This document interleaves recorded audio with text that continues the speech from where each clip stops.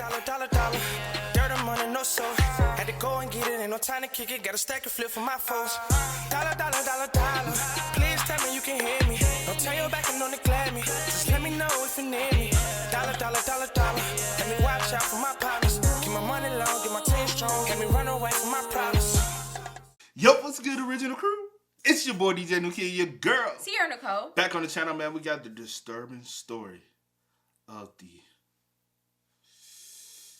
melting, man. I was gonna try to, you think I can get my acting on? Like, you know what I'm saying, pulling at your skin because it's melting. I was a theater kid, girl. Quit playing. You don't believe me? Class A. Quit hating, bro.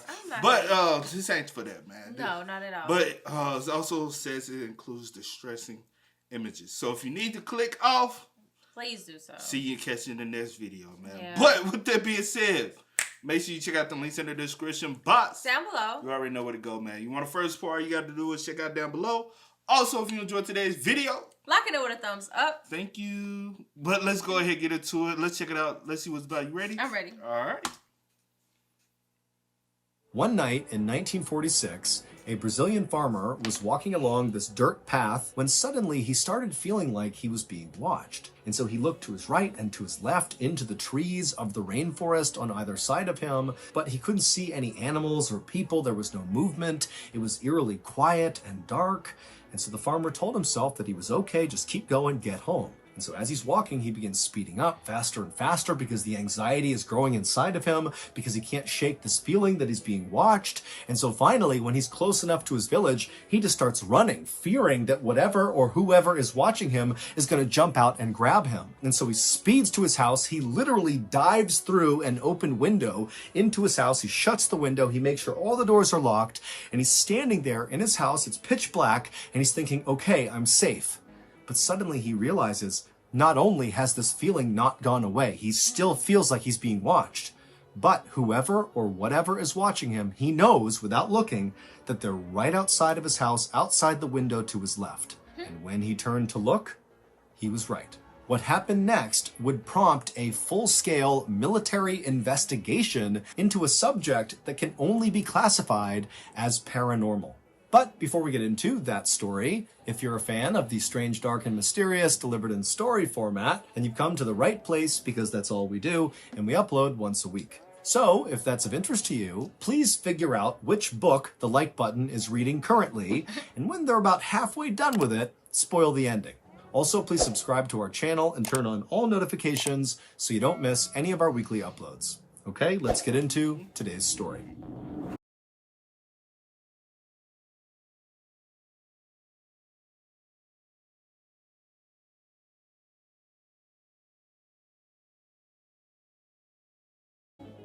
On March 4th, 1946, nearly every resident of a rural Brazilian town called Araçariguama packed up a few days' worth of food and drink and headed south to the nearest big city to celebrate the Festival of Carnaval.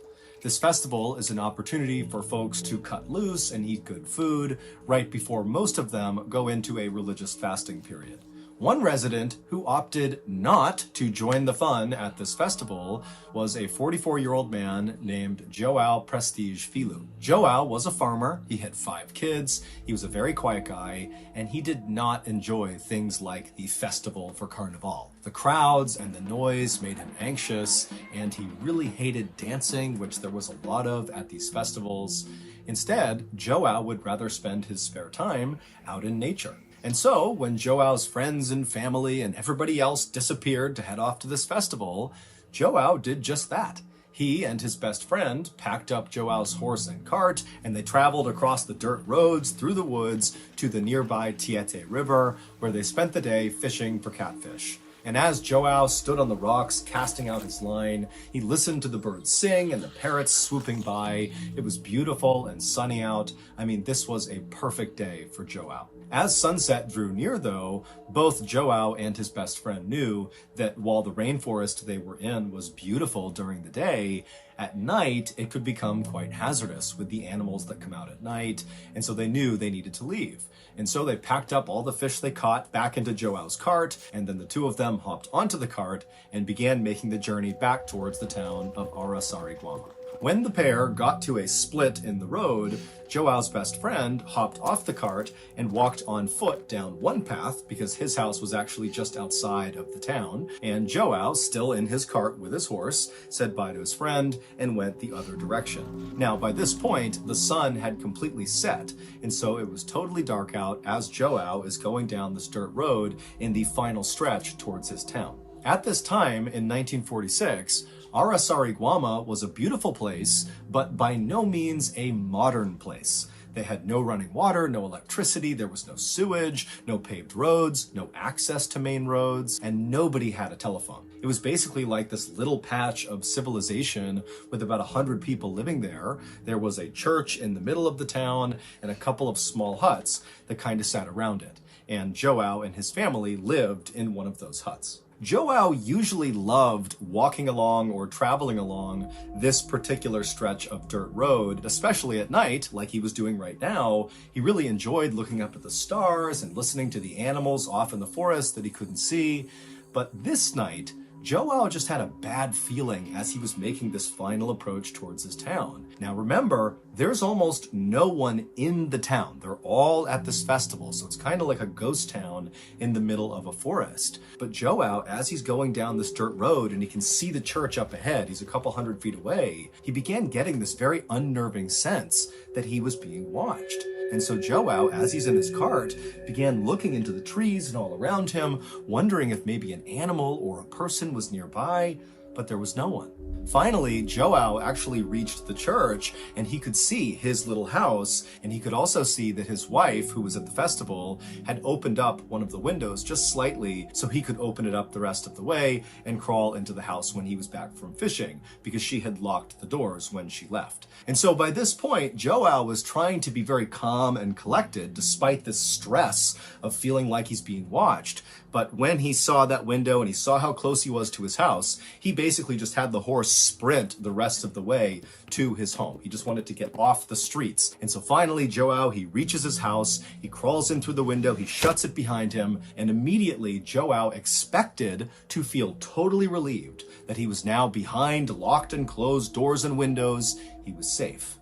But despite being inside of his home, he still had this sense that there was someone or something around him that was watching him. Joao, like many other residents of this village, was fairly superstitious. There was an old abandoned mine that was near the town, and Joao and his peers had grown up hearing stories about some monster that lived in the mine that would come out at night and roam the forest. And older people in this village would talk about this ancient serpent called Boitata that would come out at night, and it would appear in a burst of fire. And so Joao, he's thinking about the mine and these demons and ghosts that roam in the forest, and he's all alone because everyone's at this festival and he doesn't feel safe inside of his house, and so he's really starting to panic. And it's at this moment that he suddenly feels this sense that whatever or whoever has been watching him is right out his window to his left. And so Joao, as he's turning to look out the window, he's anticipating seeing a person out there, or maybe a jaguar or some other animal that's followed him from the rainforest. But when Joao turns and looks out the window into the dark night, what he sees right outside of his property was so terrifying that for a second Joao couldn't even breathe, and he just stood there staring at this thing, and then he tried to put his hands up to protect himself, but it was already too late. What you mean it was already too late though? Right, if he was outside the, I don't know. We're about to. Like, that's the weirdest shit It was ever, already bro. too late. Have you ever felt like, you know what I'm saying, walking? I've been being watched or something. Yeah, I have. What, recently? Not recently. No, but sometimes when I walk, I do get like Keep talking. I do get like these eerie feelings. I'm like, You start looking around, seeing if yeah, there's anybody and I else be around. trying to be super even I ain't more gonna hold observant. you. Sometimes when I feel like that and I do turn around, I do end up seeing someone. Yeah. Or if they be at a distance or somebody just approaching. But it's like you can pick up their energy vibes. You know what I'm saying? Very much so. Because to be completely honest, it's like humans ain't made up enough of energy. Yeah. If you know what I'm saying, because we really feel energy. You know what I'm saying? Second, Joao couldn't even breathe, and he just stood there staring at this thing, and then he tried to put his hands up to protect himself, but it was already too late.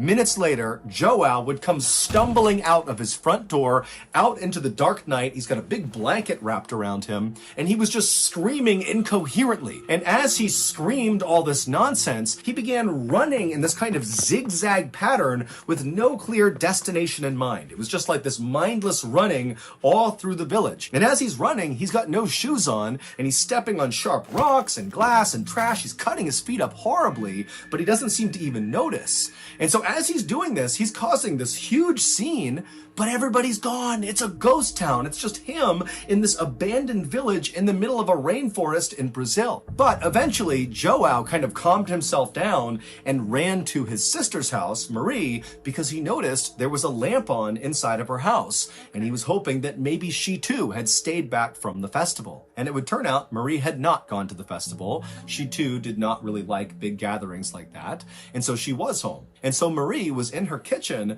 when she began hearing outside this horrible screaming sound, almost guttural sounds coming from someone or some animal out there. And then before she could even figure out what it was, she heard this loud thud against her door. Marie was terrified, and she ran to her front window to look out and see what it was that had just collided with her door. And what she saw made no sense. It was her brother, Joao, but he was wrapped in that big blanket and his feet were all bloody and he was screaming at the top of his lungs, but he wasn't saying anything. He was just kind of babbling. And so Marie was about to run over and open the door for her brother. But right before she did, as she's looking out the window, Joao turned and looked at her. And when he did, she screamed because his eyes looked so alien. They were wide and totally unfocused. And she thought, that can't be my brother. What's wrong with him? But she would go over and open the door because after all, it is her brother. And so she opens the door, Joao kind of falls into the room and began writhing around on the ground, continuing this scream he was emitting that didn't even seem human. And the whole time, Marie is trying to ask him, what's wrong? What's going on here? She's scanning him, and besides the cuts all over his feet, he didn't appear to have other injuries. And so eventually, Marie just knelt down and she was about to grab Joao and try to kind of stop him from moving around, to just look at him and try to have a conversation with him. But before she grabbed him, Joao rolled over and his lips opened up, exposing his teeth, and he kind of grimaced at her with those wild, unfocused eyes. And again, Marie just kind of backed up in horror. Who is this? What's happened to my brother? And as Marie stood up to get away from Joao, Joao, still with that sickening grin with his teeth exposed, had this kind of low hiss come out of his mouth. And so Marie, thinking he was trying to talk, she leaned in, and through this hiss, she heard him repeating, "It burns, it burns." And so Marie, thinking her brother must have been burned, instinctively began removing the blanket and pulling his clothes off to find the source of this burn on her brother. But besides the cuts all over his feet, as she's looking at his body, his skin looked totally normal. He looked completely unhurt. And so Marie turned up to look at Joao's face again to ask him more questions in hopes maybe he could tell her something.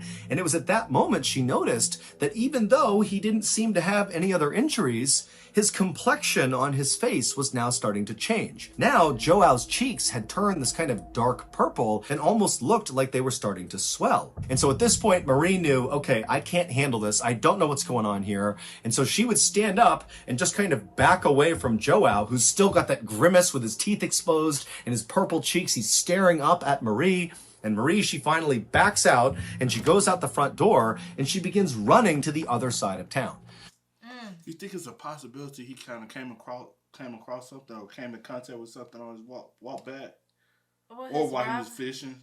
Or that not walk back, but he his was ride. right back. That's what I was thinking. I was like, either he came in contact, something bit him, or A snake or something. Something. Like just Yeah, something. yeah. Oh, because yeah, he seen something out the window. So what was it? Or was it hallucinated. was it out the window, or was it just to his left inside the house? True. Or was it hallucination? It's something, but sometimes something has caused it. Sometimes you can get stung or prick yourself with something that makes you have hallucinations. You know what I'm saying? So but because their thing is we take this path all the time, nothing ever happens. Well, it's a possibility something wild out there or got a disease or something. It is the 40s on technically modern habitat of society. You know what I'm saying? So you never know. Backs out and she goes out the front door and she begins running to the other side of town. Marie knew that there were two other men who had stayed home from this festival. It was the town sheriff and the town doctor, whose name was Arasi Gumiji. And those two men lived close together on the other side of town. And when Marie arrived in front of their homes and began pounding on their doors and yelling for help, the two men quickly came outside, at which point Marie tried to explain what was happening to her brother, but she didn't really have the words, and so she just said, "He needs your help." And so the two men just went with Marie, and they ran back across town to Marie's house, where Joao was still on the ground, writhing in pain when they went inside. Marie had only been gone for a couple of minutes, but by now it wasn't just Joao's cheeks that had turned that purplish color. His chest and arms were also turning purple. At this point, the sheriff leaned over Joao and began asking him some questions, and Joao, he was obviously in horrible pain from something, but by this point he had calmed down enough to where he was speaking a little bit more, but what he was saying made no sense. He told the sheriff that he had been followed home and then he got burned.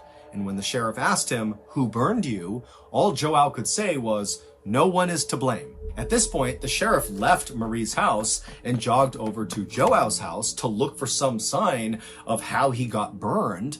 But when he got there, the house was completely unburned. Everything was exactly as it should have been. There was no scorch marks. There was not even a lit candle anywhere. So there was no clues as to what happened to Joao. By the time the sheriff got back to Marie's, it had been about 45 minutes from when Joao first got hurt.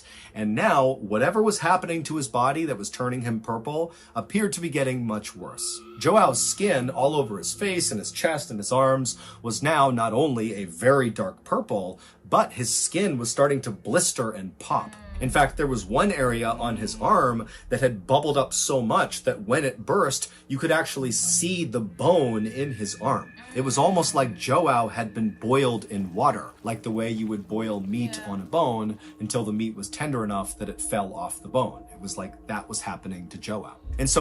Ooh, that's painful.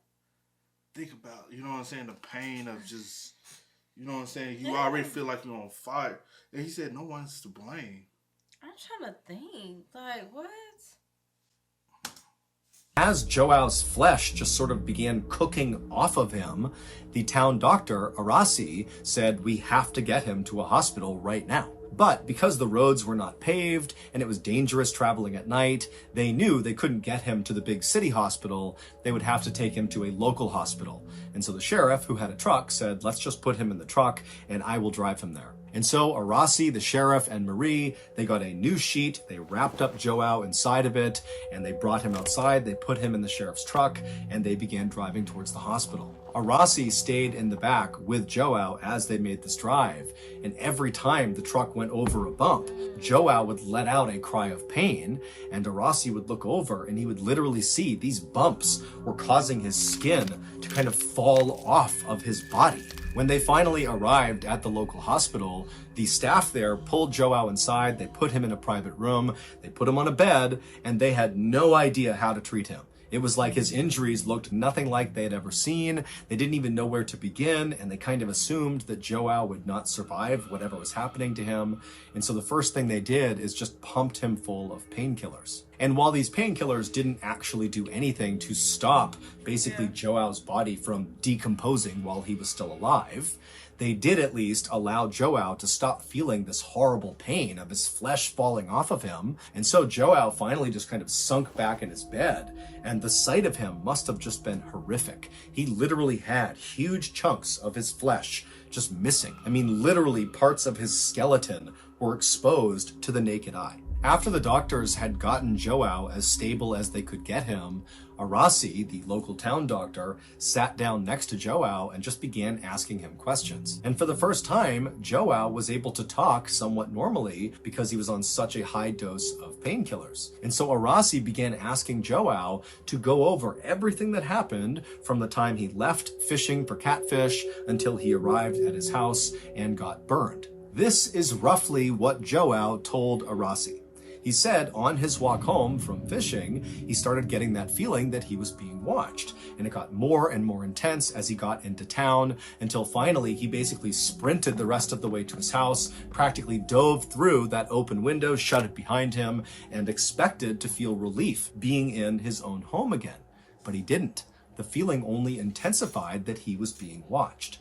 And at some point, he got that sense that whoever or whatever was watching him was to his left, out the window, out into his yard. And when Joao turned to look, what he saw standing outside was this dark figure kind of hovering over the ground, and it was staring right at Joao. And before Joao could even put his hands up to protect himself from whatever or whoever this was, this figure shot this bright ray of light directly into Joao's home through that window, which hit Joao in the chest and the face. And immediately Joao was blinded and confused by this light, and then it really started to burn. He believed he was on fire, which is why he grabbed that blanket and wrapped it around himself. He was trying to put out a non-existent fire, and that's when he stumbled outside and kind of zigged and zagged, kind of half trying to put this fire out until he arrived at Marie's house. But when he got there, that sensation of feeling like he was on fire didn't go away. It just got worse and worse and worse, and then his skin began falling off. When Arasi asked Joao, who do you think did this to you? Who do you think that figure was? And Joao, with bulging eyes, would sit forward and say to Arasi, "It wasn't of this world."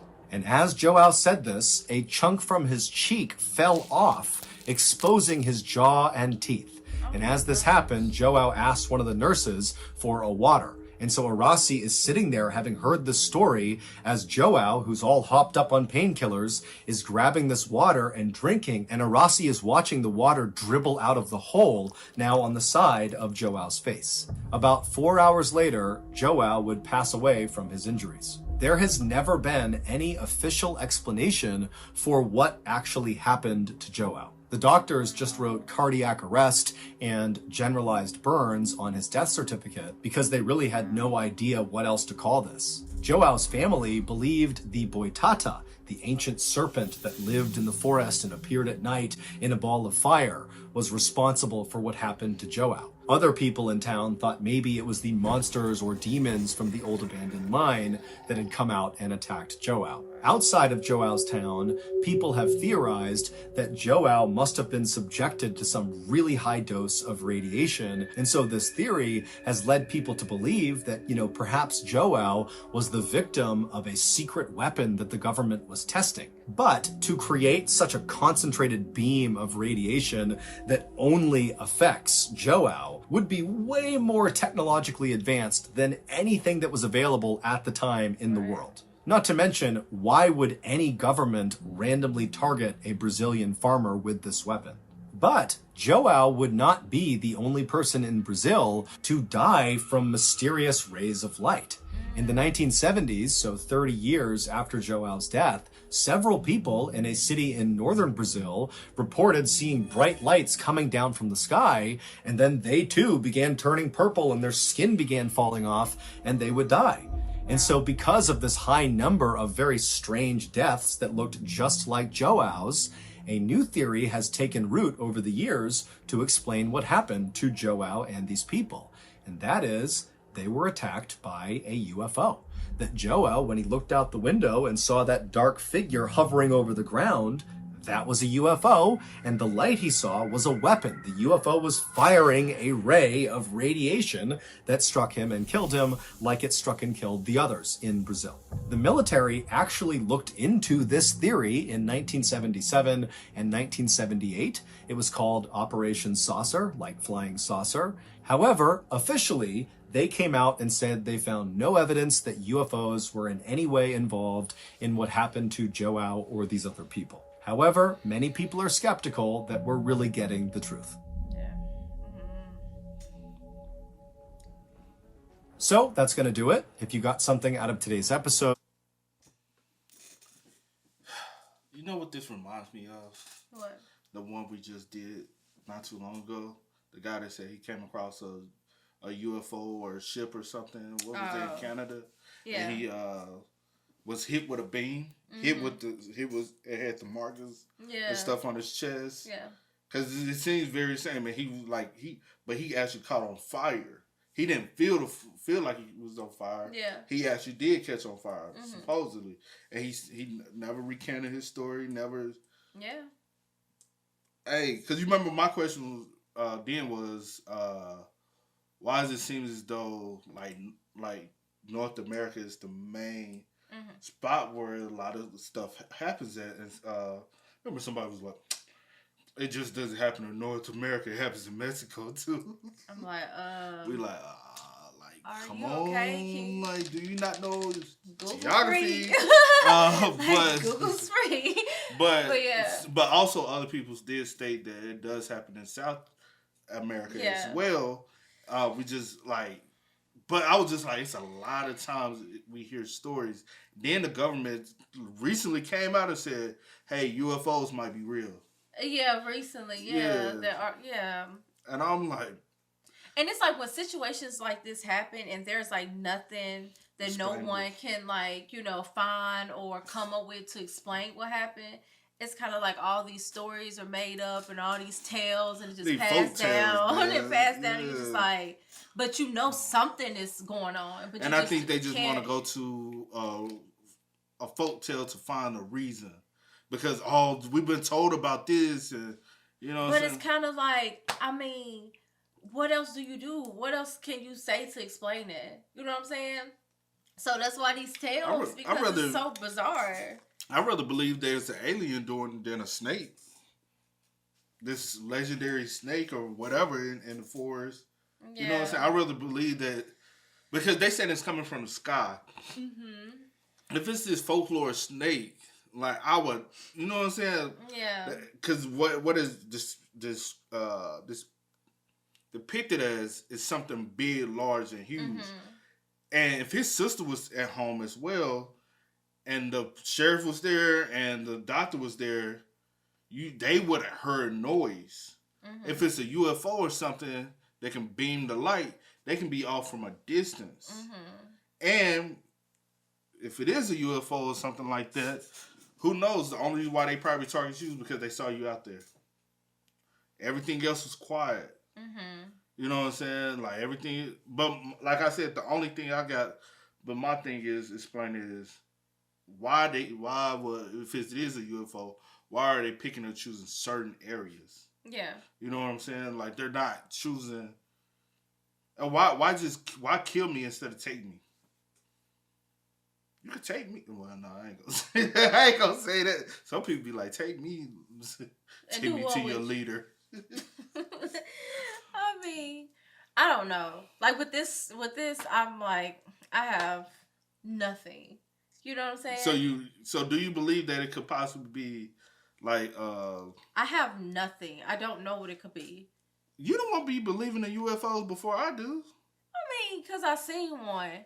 So, hey. She did not, y'all. I did. You went out there. So he was going to beam your ass too, huh? I mean, they was at a little distance, so maybe it was bothering other people. I don't know.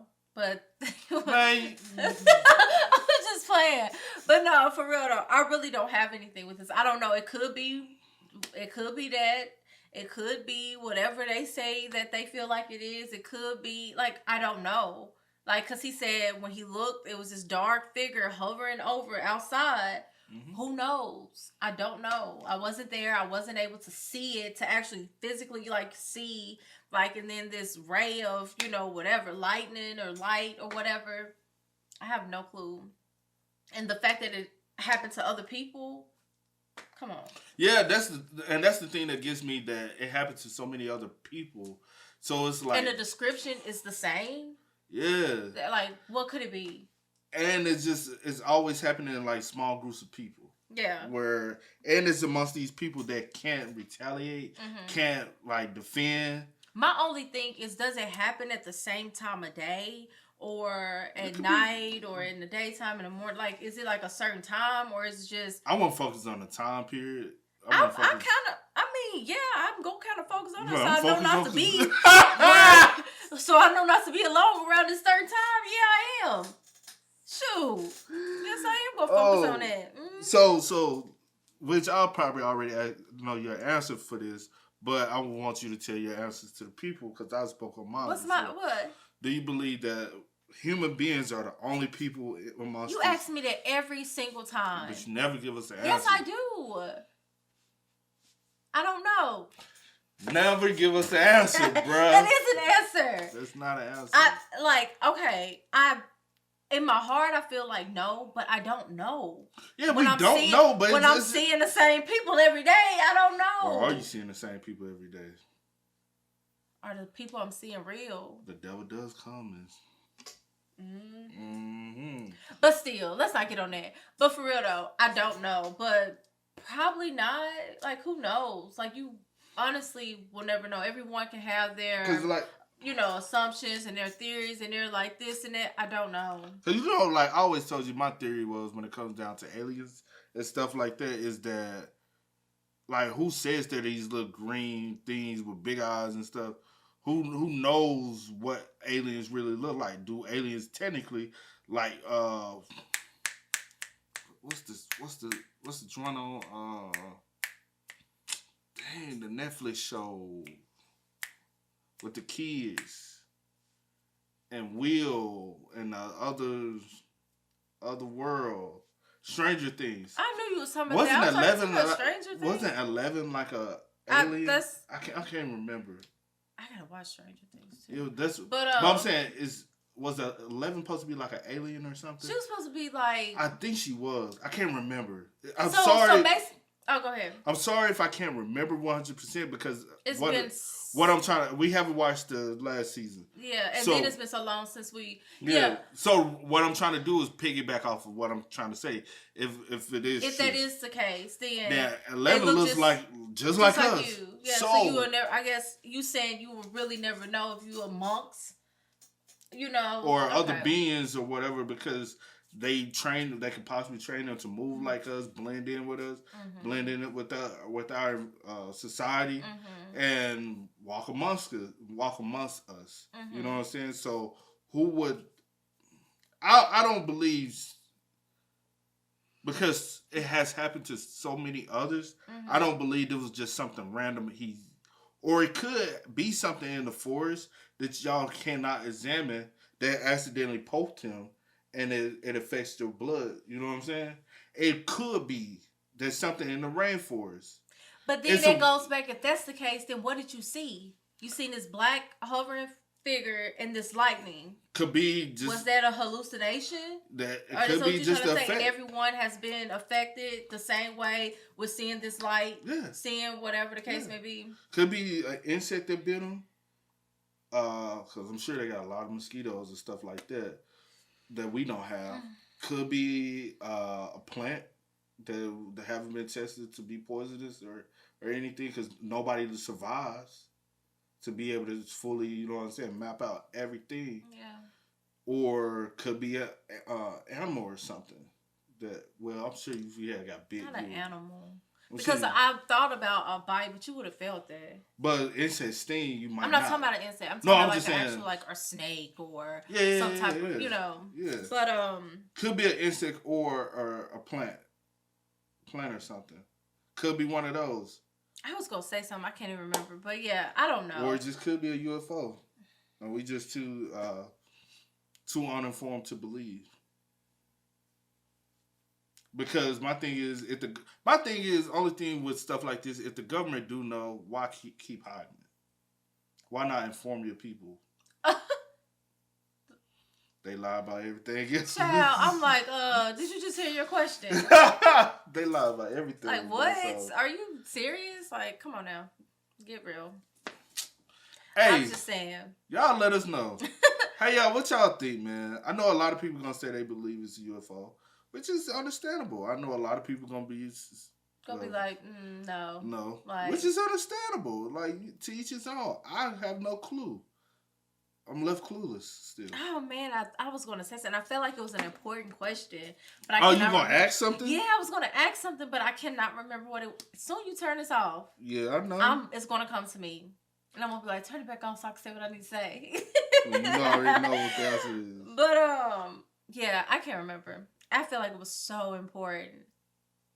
I was gonna ask you, but I can't. It is what it is. But anyway. You need a second to... No, because I've been thinking it this entire time. All right. Yeah. That's okay. It's okay. It happens to all of us. Yeah, it does. But I already know it's going to come back to you later. It most definitely will. But y'all help us out. Let us know y'all thoughts and opinions down below, man. But as always, I do go by the name DJ Kiddandceemgmt. You are? Yeah. Had to go and get it. Ain't no time to kick it. Got a stack of flip for my folks. Dollar. Please tell me you can hear me. Don't turn your back and don't neglect me. Just let me know if you need me.